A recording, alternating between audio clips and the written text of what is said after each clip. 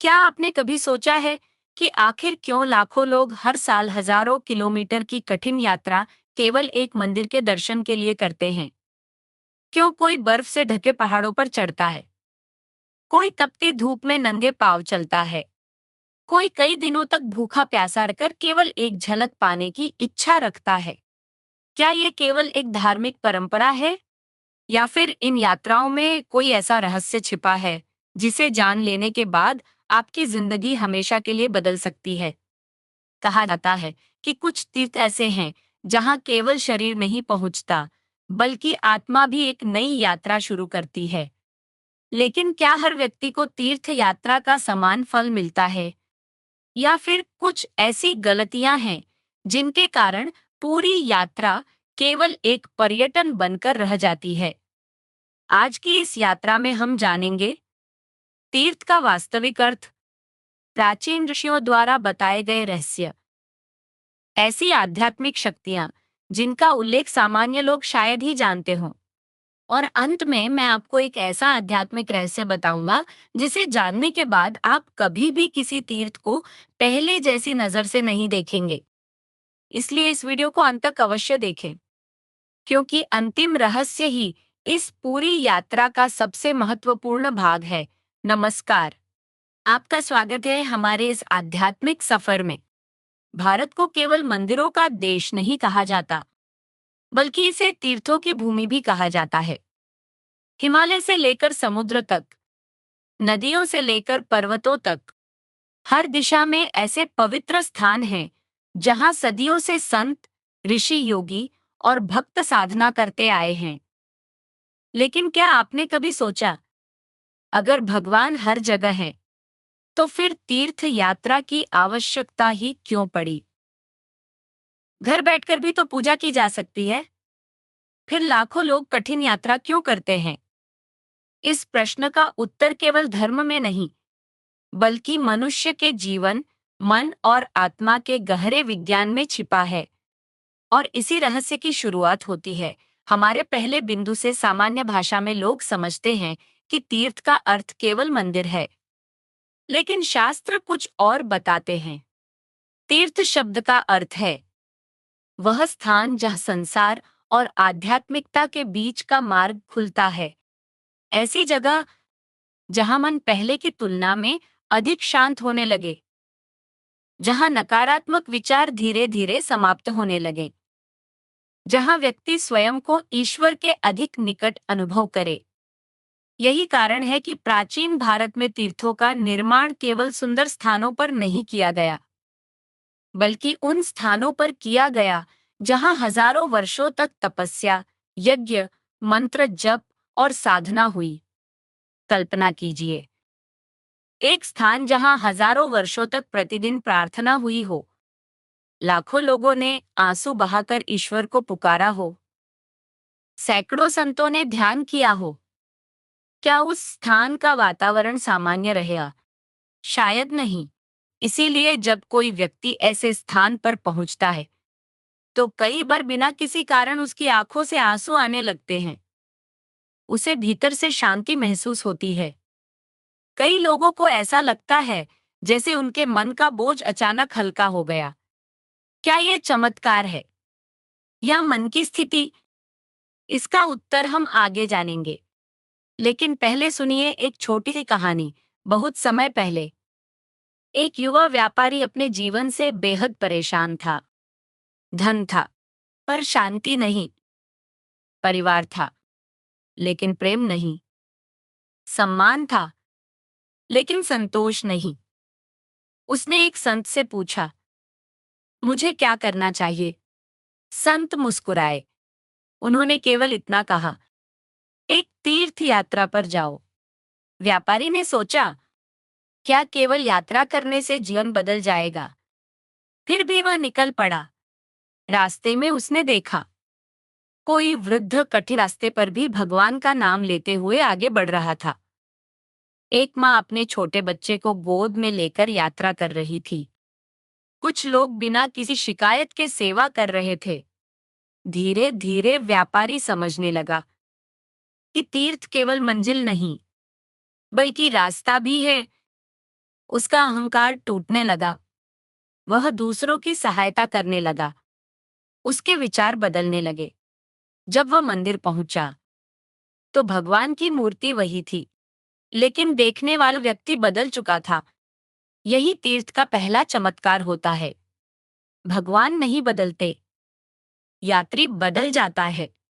लेकिन क्या केवल यात्रा करने से इतना बड़ा परिवर्तन संभव है? यहीं से शुरू होता है दूसरा रहस्य। जब हम अपने घर में रहते हैं तो हमारा मन रोज एक जैसी चीजों में उलझा रहता है।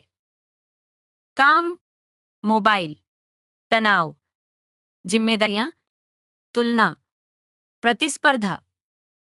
धीरे धीरे मन भारी होने लगता है। लेकिन जैसे ही व्यक्ति तीर्थ यात्रा पर निकलता है, उसकी प्राथमिकताएं बदलने लगती हैं।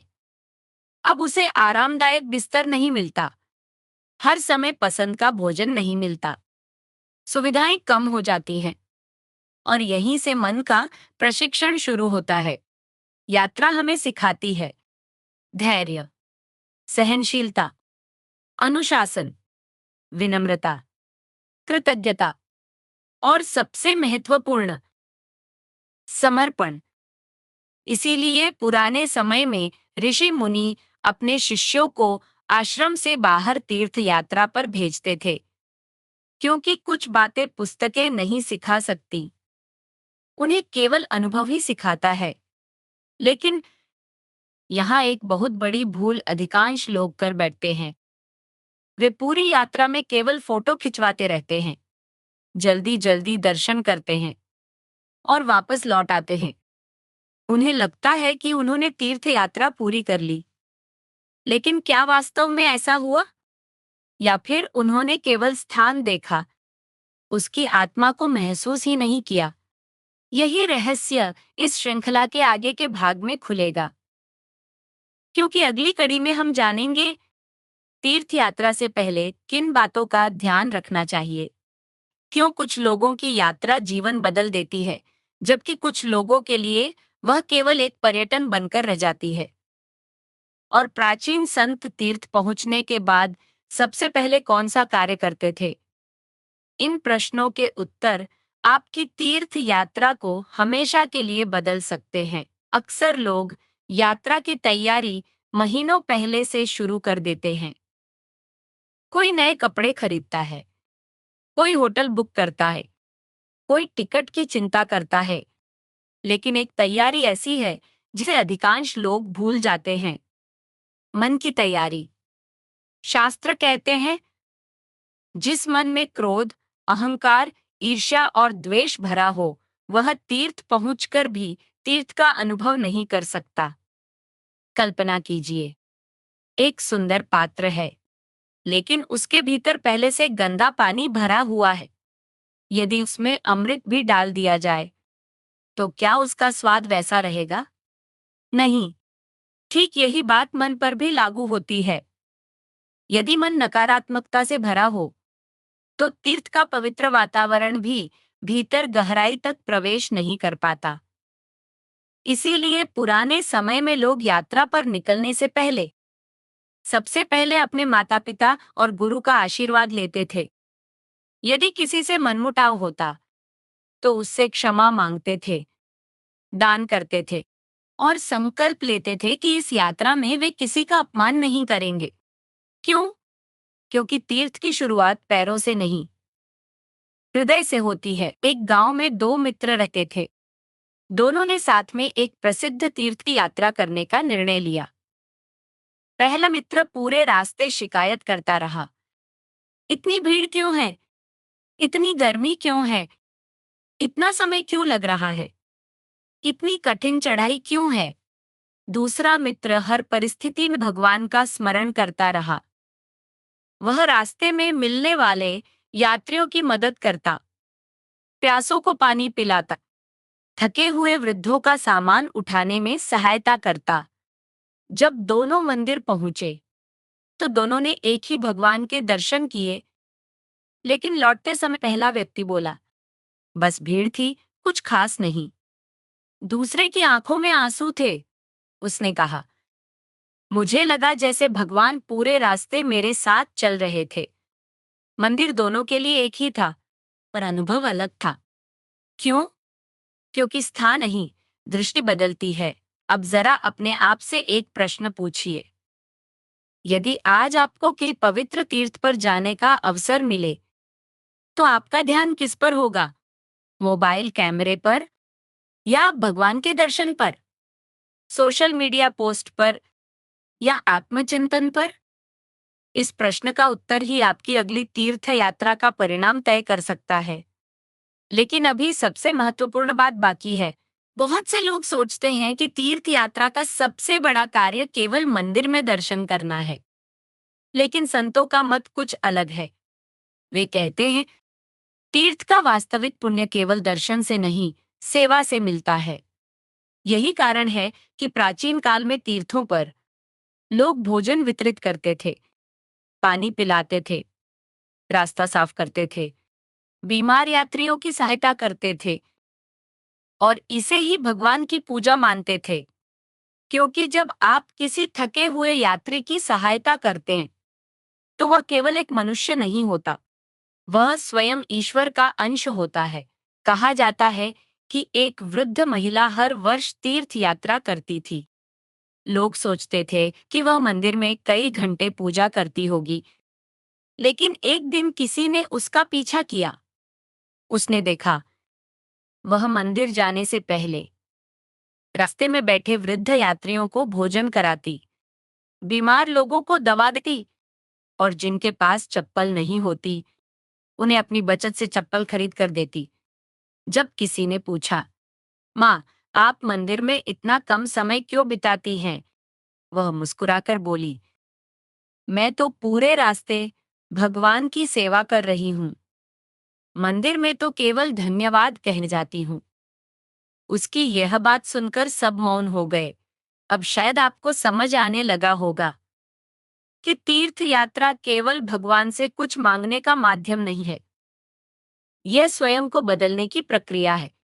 यह अहंकार को विनम्रता में, स्वार्थ को सेवा में और अशांति को विश्वास में बदलने की साधना है। जब मन बदलता है, तभी यात्रा सफल होती है। लेकिन अब भी एक ऐसा रहस्य बाकी है, जिसे जाने बिना यह पूरी यात्रा अधूरी है। क्या आपने कभी सोचा, क्यों कुछ लोग कहते हैं कि तीर्थ से लौटने के बाद उनके जीवन में सकारात्मक परिवर्तन आने लगे?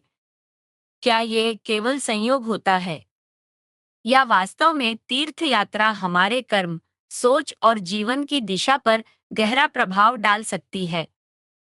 और सबसे बड़ा प्रश्न, यदि कोई व्यक्ति आर्थिक कारणों, स्वास्थ्य या परिस्थितियों की वजह से तीर्थ यात्रा पर नहीं जा सकता, तो क्या वह इस पुण्य से वंचित रह जाता है या शास्त्र उसके लिए भी कोई मार्ग बताते हैं? इन्हीं प्रश्नों का उत्तर हमारी इस यात्रा के आगे के भाग में मिलेगा और वहीं हम जानेंगे सच्ची तीर्थ यात्रा किसे कहते हैं, घर बैठे तीर्थ का भाव कैसे प्राप्त किया जा सकता है और वह अंतिम आध्यात्मिक संदेश जो आपके जीवन को नई दिशा दे सकता है। बहुत लोग सोचते हैं कि मंदिर पहुंचते ही यात्रा समाप्त हो जाती है, लेकिन संत कहते हैं, यात्रा मंदिर में समाप्त नहीं होती, बल्कि वहीं से शुरू होती है। क्यों? क्योंकि भगवान के दर्शन के बाद असली परीक्षा शुरू होती है।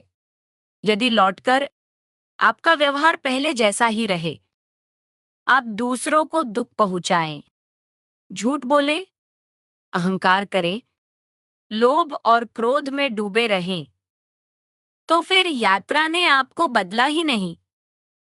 लेकिन यदि लौटने के बाद आप अधिक धैर्यवान बन जाएं, परिवार के प्रति प्रेम बढ़ जाए, जरूरतमंद की सहायता करने लगे, क्षमा करना सीख जाएं, तो समझिए कि तीर्थ का प्रभाव आपके भीतर उतर चुका है। इसीलिए हमारे ऋषि कहते थे, भगवान के दर्शन से बड़ा है भगवान के गुणों को अपने जीवन में उतारना। बहुत समय पहले एक राजा अपने राज्य में अत्यंत प्रसिद्ध था। उसके पास धन था, सेना थी, वैभव था, लेकिन उसके भीतर शांति नहीं थी। एक दिन उसने निर्णय लिया कि वह महान तीर्थों की यात्रा करेगा। उसने अनेक मंदिरों में दर्शन किए, नदियों में स्नान किया, यज्ञ किए, दान दिया। लेकिन लौटकर भी उसके मन की बेचैनी दूर नहीं हुई। वह फिर एक महात्मा के पास पहुंचा। राजा ने कहा, मैंने इतने तीर्थ किए, फिर भी मुझे शांति क्यों नहीं मिली? महात्मा मुस्कुराए और बोले, राजन, तुम हर तीर्थ पर गए, लेकिन अपने भीतर कभी नहीं गए। राजा चौंक गया। महात्मा ने आगे कहा, तुमने मंदिरों में दीप जलाए, लेकिन अपने मन का अंधकार नहीं मिटाया।